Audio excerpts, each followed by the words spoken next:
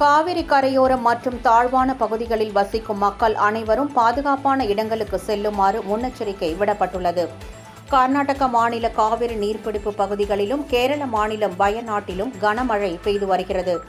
இதனால் கர்நாடகாவில் உள்ள கபினி, கிருஷ்ணராஜசாகர் அணைகள் நிரம்பியதால் 2 அணைகளில் இருந்தும் உபரி நீர் திறக்கப்பட்டுள்ளது. இதனால் ஒகேனக்கல் மெயின் அருவி மற்றும் ஐந்தருவி சினி ஃபால்ஸ் உள்ளிட்ட அருவிகளை மூழ்கடித்தவாறு தண்ணீர் ஆர்ப்பரித்து கொட்டுகிறது. அருவிகளில் குளிக்கவும் பரிசல் இயக்கவும் விதிக்கப்பட்ட தடை நீட்டிக்கிறது. அப்பகுதியில் போலீசார் பாதுகாப்பு பணியில் ஈடுபட்டுள்ளனர். சுற்றுலா பயணிகளை திருப்பி அனுப்பி வருகின்றனர்.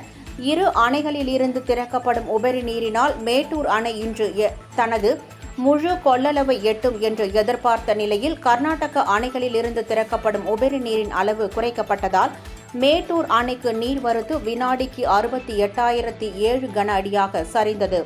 இதனால் மேட்டூர் அணை நிரம்புவது தாமதமாகி வருகிறது. கடந்த ஜூன் 25இல் 112.71 அடியாக இருந்த நீர்மட்டம் இன்று காலை 119.22 அடியாக உயர்ந்தது. கடந்த 4 நாட்களில் அணையின் நீர்மட்டம் 6.51 அடி உயர்ந்துள்ளது. மேட்டூர் அணை தனது முழு கொள்ளளவை எட்டியவுடன் உபரி நீர் வெளியேறும் 16 கண் மதகிலிருந்து தண்ணீர் வெளியேற்ற நடவடிக்கை எடுக்கப்பட்டுள்ளது. இதனால் காவிரி கரையோரம் மற்றும் தாழ்வான பகுதிகளில் வசிக்கும் மக்கள் அனைவரும் பாதுகாப்பான இடங்களுக்கு செல்லுமாறு முன்னெச்சரிக்கை விடப்பட்டுள்ளது. அதன்படி சேலம், ஈரோடு, நாமக்கல், கரூர், திருச்சி, அரியலூர், தஞ்சாவூர், திருவாரூர், நாகப்பட்டினம் மற்றும் கடலூர் மாவட்டங்களுக்கு வெள்ள அபாய எச்சரிக்கை விடுக்கப்பட்டுள்ளது.